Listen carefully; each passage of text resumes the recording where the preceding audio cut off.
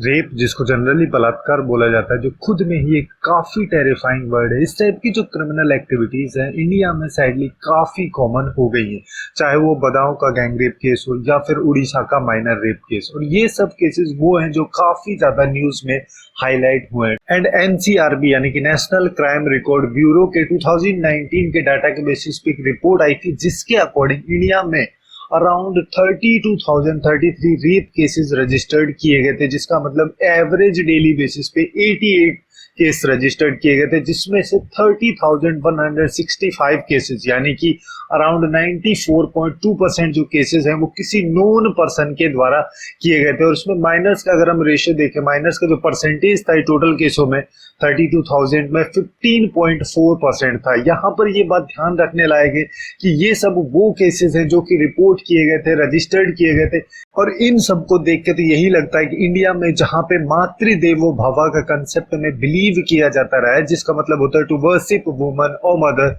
अब वो धीरे धीरे डिसअपियर होने लगा है। वैसे तो रेप की कोई सिंगल डेफिनेशन हो नहीं सकती है because of its exhaustive nature, but India में रेप को कॉग्निजेबल ऑफेंस कंसिडर किया जाता है, यानी कि एक ऐसा क्राइम जिसमें पुलिस ऑफिसर बिना किसी वारंट के कन्विक्ट को अरेस्ट कर सकता है और बिना कोर्ट की परमिशन के इन्वेस्टिगेशन कर सकते हैं। और रेप केसेस को हैंडल करने के लिए कई सारे प्रोविजंस भी हैं, जैसे आईपीसी यानी कि इंडियन पीनल कोड की अगर हम बात करें तो उसके सेक्शन 375, सेक्शन 376 के ए, बी, सी और डी सेक्शन जो है, इन सब में रेप केसेस से रिलेटेड प्रोविजंस के बारे में बात की जाती है, जिसमें से सेक्शन 375 जो है उसमें रेप को लीगली डिफाइन भी किया गया है, जिसमें बेसिकली ये बोला जाता है कि किसी भी मैन के द्वारा किसी भी महिला के साथ किया गया सेक्सुअल इंटरकोर्स को रेप माना जाएगा अगर वो उसकी मर्जी के अगेंस्ट हुआ हो, बिना उसकी कंसेंट के किया गया हो, उसकी कंसेंट ली गई हो बट डरा धमका कर ली गई हो, शादी का लालच देके कंसेंट ली गई हो, कंसेंट देने वाले की माइंड हालत ठीक ना हो, या फिर ऐसा बोल सकते हैं कि वो अनसाउंड माइंड की सिचुएशन हो, या फिर इंटॉक्सिकेटेड हो, या फिर अगर किसी गर्ल्स के साथ में किया जाता है जिसकी एज 16 ईयर से कम है, तो ऐसे सिचुएशन में जो कंसेंट है वो मैटर ही नहीं करती है। लेकिन बाद में 2013 का जो निर्भया केस था, उसके बाद में इस डेफिनेशन में कई सारे चेंज किए गए और ये बोला गया कि अगर किसी भी महिला के किसी भी बॉडी पार्ट में पेनिट्रेशन किया जाता है सेक्सुअली और अदरवाइज, तो उसको रेप कैटेगराइज किया जाएगा, जो कि काफी बेहतरीन स्टेप लिया गया था। और इन सब रेप केसेस में क्या पनिशमेंट होगी, इस चीज का डिसीजन आईपीसी का जो सेक्शन 376 है उसके अकॉर्डिंग लिया जाता है। केसेस के इतने तेजी से बढ़ने के पीछे वैसे तो कई सारे रीजंस माने जा सकते हैं, but first and most important reason है acceptance of domestic violence. UNICEF यानी कि United Nations International Children's Emergency Fund जो है, उसकी एक रिपोर्ट में ये बताया गया कि इंडिया में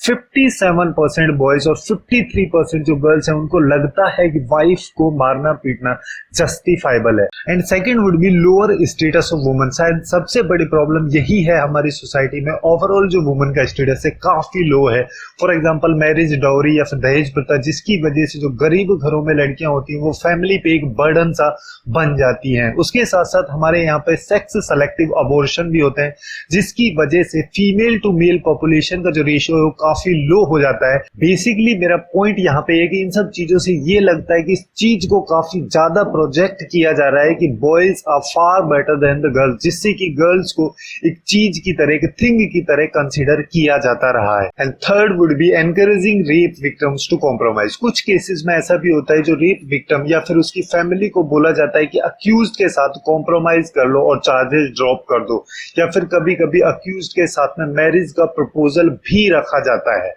and fourth would be no proper public safety and people's attitude towards it. Generally महिलाएं एक तो वैसे ही घर से बाहर प्रोटेक्टेड नहीं है, ऊपर से कुछ महान प्राणियों को ऐसा भी लगता है कि गर्ल्स जिस तरीके से कपड़े पहनती हैं, ड्रिंक करती हैं, लेट नाइट पार्टीज करती हैं, और अगर उनके साथ कुछ ऐसा होता है तो मतलब they brought it on themselves.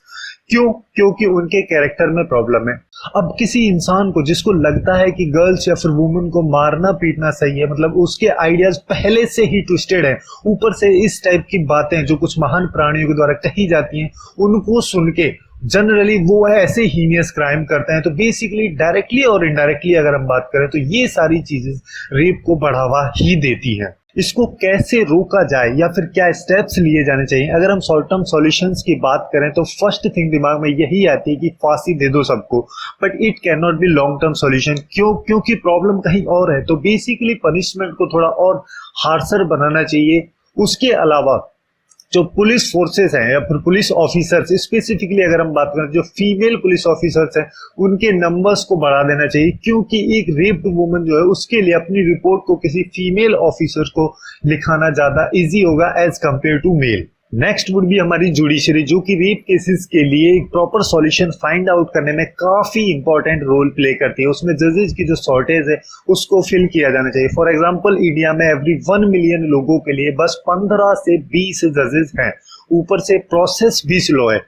वैसे तो 2012 दिल्ली गैंगरेप केस के बाद में सेंट्रल गवर्नमेंट ने फास्ट ट्रैक कोर्ट जो हैं उन सबको इम्प्लीमेंट किया था, बट हमारे यहाँ पे जजेस की संख्या इतनी कम है कि जो फास्ट ट्रैक कोर्ट थे उनकी वजह से जुडिशरी के जो रिसोर्सेज थे वो भी डाइवर्ट हो गए और केसेस काफी ज्यादा नंबर्स में पेंडिंग होने लगे। So basically fast track courts का जो इम्प्लीमेंटेशन है उसको थोड़ा और अच्छे से किया जाना चाहिए। एंड लॉन्ग टर्म सॉल्यूशन में फर्स्ट एंड मोस्ट इंपॉर्टेंट है education, but how. For example 2017 में ministry of health and family welfare के द्वारा एडसोलेंट यानी कि 10 से 19 साल के जो बच्चे हैं उनके लिए एक प्लान लॉन्च किया गया था जिसका नाम था साथिया प्लान, जिसमें ये बताया गया था कि 10 से 19 की एज में अपने किसी फ्रेंड के लिए, किसी इंडिविजुअल के लिए जो अट्रैक्शन होता है वो एक नॉर्मल चीज है, बट यहाँ पे सबसे इंपॉर्टेंट है सामने वाले का कंसेंट, भरोसा एंड रेस्पेक्ट। और इस टाइप की जो फीलिंग्स हैं उनके बारे में बात करना भी नॉर्मल है, but in A respectful manner. तो बेसिकली इस तरह की जो स्टेप्स हैं और ज्यादा ली जानी चाहिए, जिससे कि सोसाइटी में जो अपोजिट जेंडर के बीच में जो इंटरेक्शन का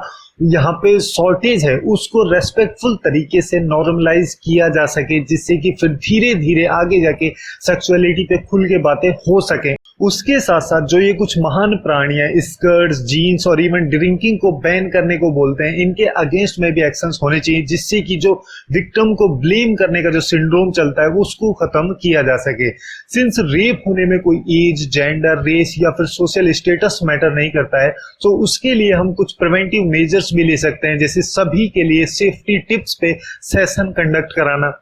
रेप क्या होता है, उसके साथ साथ बच्चों को चाहे वो गर्ल हो या फिर बॉयज हो ये समझाना है कि गुड टच क्या होता है, बैड टच क्या होता है। तो इस टाइप की जो स्टेप्स हैं वो हम ले सकते हैं। सो बेसिकली इस तरह के स्टेप्स और short term and long term solutions को फोकस करके हम ग्रेजुअली धीरे धीरे रेप केसेस के नंबर्स को कम कर सकते हैं।